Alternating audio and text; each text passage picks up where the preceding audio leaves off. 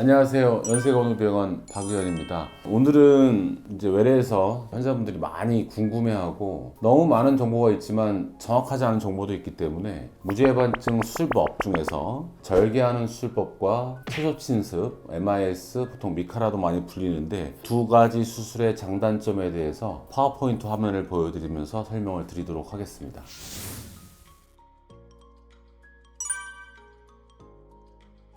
첫 번째는 이제 채소 침습이라고 하죠. 쉽게 말하면 이제 구멍을 내서 하는 거예요. 이 사진을 보시면 뼈가 있는데 예전에는 피부에 절개를 해서 눈으로 뼈를 보면서 하는 건데 채소 침습은 이렇게 구멍을 나사가 들어가는 구멍 보통 2개, 여기에 3개, 그리고 뼈를 미는 부분 하나, 여기 뼈를 거는 부분 구멍을 보통 4개에서 5개 정도 내는데요. 이 그림으로 쉽게 이해가 되실 거예요. 이거는 뼈에 실금을 내서 이렇게 어긋나게 만드는 거예요. 좀 더 확대를 해드리면요.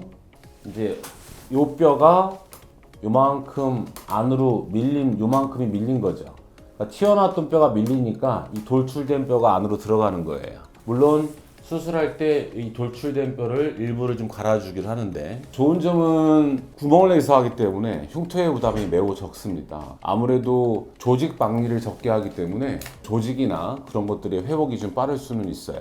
그리고 환자분들이 째지 않는다 이런 표현을 하시다 보니까 덜 무서워하는 것도 있고, 그러면 저도 많이 하는 MIS 수술의 단점은 무엇인가? 이게 보시다시피 이 뼈를 절골을 하고 안으로 밀고 핀이나 이런 나사와 같은 거를 보통 2개 내지 3개를 고정을 하는데 이렇게 어긋나 보이게 돼 있어요. 그렇기 때문에 이 나사가 뼈와 뼈 사이에 이 공간으로 나오게 되죠. 이 부위가 뼈가 리모델링이 돼야 돼요. 리모델링이 되지 않으면 이게 많이 심하게 어긋나 보여요. 그래서 MIS로 수술하고 나서 엑스레이 봤을 때 발 모양은 괜찮은 것 같은데 이렇게 어긋나 보여요, 무서워요, 이런 분들이 실제로 많아요. 그리고 그런 설명을 수술 전에 이제 미리 공지를 받으셔야 되는 거고, 특히 이 나사로 뼈와 뼈 사이 빈 공간에 박힌 나사로 인해서 이 뼈가 차야 되는데 이 뼈의 리모델링이 되는 기간이 되게 긴 경우도 있고, 또 리모델링이 되지 않으면 나사를 빼고 나서 많이 어긋나 보이는 경우가 있어요. 또 한 가지, 이렇게 구멍을 내서 하기 때문에 시야로 다 모든 것들이 보이지 않기 때문에 이런 뼈의 교정이 쉽게 말하면 절개하고 보는 것보다는 아주 숙련된 의사들도 실수를 할 수 있는 것처럼 합병증 비율이 아직은 조금 높아요. 그러니까 절개보다는 재발률이 조금 높다. 그리고 상처 문제라든가 아주 드물게는 감각신경의 손상 문제도 간혹 있을 수는 있기 때문에 이런 장점과 단점을 알고 있어야 됩니다. 저도 한 달에 수술을 제가 보통 많이 할 때는 뭐 100명, 200명도 하지만 한 60, 70%를 MIS를 할 때도 있고 어떤 달은 절개를 많이 할 때도 있어요. 그래서 이 채소 침습의 장점과 단점을 좀 분명히 아셔야 되고요.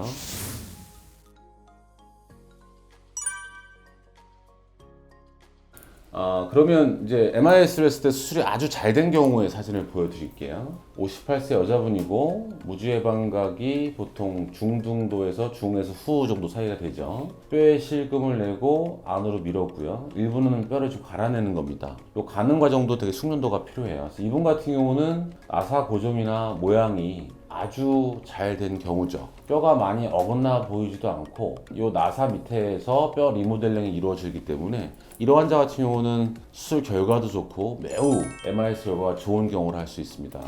두 번째는 이제 무지해반증 수술을 한 환자고요. 보통 뭐 MIS, 미카, 셀이라고 하는데 셀이 수술 방법은 무지해반증에서 사실 합병증 비율이 제일 높고요. 무지해반증 뭐 심하지 않은 환자예요.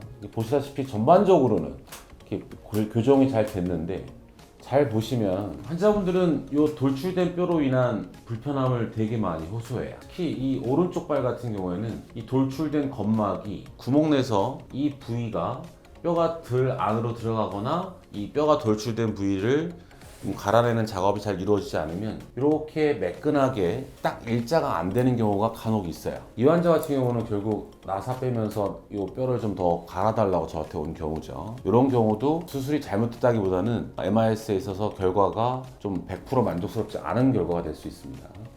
그러니까 MIS도 다 결과가 좋은 경우도 되게 많아요. 저도 MIS를 아주 수술을 많이 하고 있는데 이 환자 같은 경우는 무지해반증 중등도였고, 이렇게 뭐 제가 하는 환자는 아닌데 MIS를 채소 침습을 하고 이분 같은 경우는 이제 나사와 핀을 혼용해서 사용했어요. 그래서 뭐 전반적으로 수술이 수술장 뒤에서는 잘 된 것 같고, 근데 시간이 지나면서 환자분이 이제 호소하는 게 뼈가 좀 돌출된 게 좀 남았다, 핀이나 나사를 불편하다고 해서 저한테 좀 빼달라고 오셨어요. 보시면 알겠지만 이렇게 핀을 빼고 나면 리모델링이 돼야 되는데 되지 않으면 이렇게 많이 어긋나 보이는, 사실 육안적으로 크게 상관은 없는데 엑스레이를 봤을 때는 환자분들은 사실 많이 불안해할 수 있어요. 이런 경우가 있을 수 있는 거를 꼭 알고 계셔야 됩니다.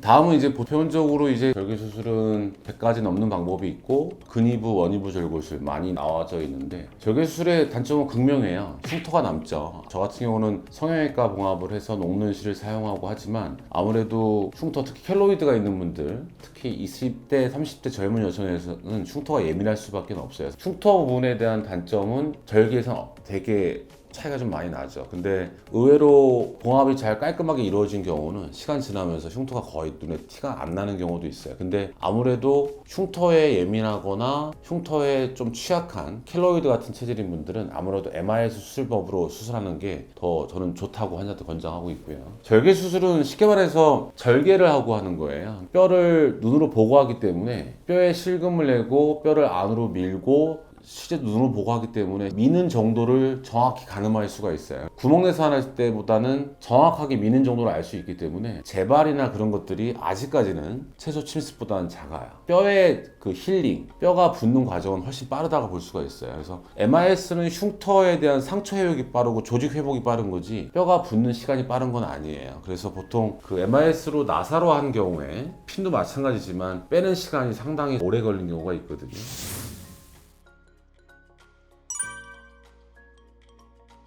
이제 절개라는 경우는 엑스레이 보시면 이 환자는 중기에서 후기 정도 사이 되는데요. 아까 사진과 다르게 절개를 해서 뼈를 안으로 밀고 핀으로 고정한 거죠. 절개 같은 경우는 확실히 이제 이 뼈 자체가 어긋나 보이지 않고 이렇게 완전 칼발처럼 보여요. 뼈도. 그래서 좀 어긋나 보이지 않고 뼈의 접촉면이 넓다. 그리고 아직까지는 안전한 방법이다. 그러나 흉터에 대한 단점은 어찌할 수가 없다. 물론 이쁘게 꼬매고 잘 낫는 부분이 많지만 흉터는 피할 수가 없는 부분이죠. 그래서 채소 침습과 절개의 장단점에 대해서 알아봤습니다.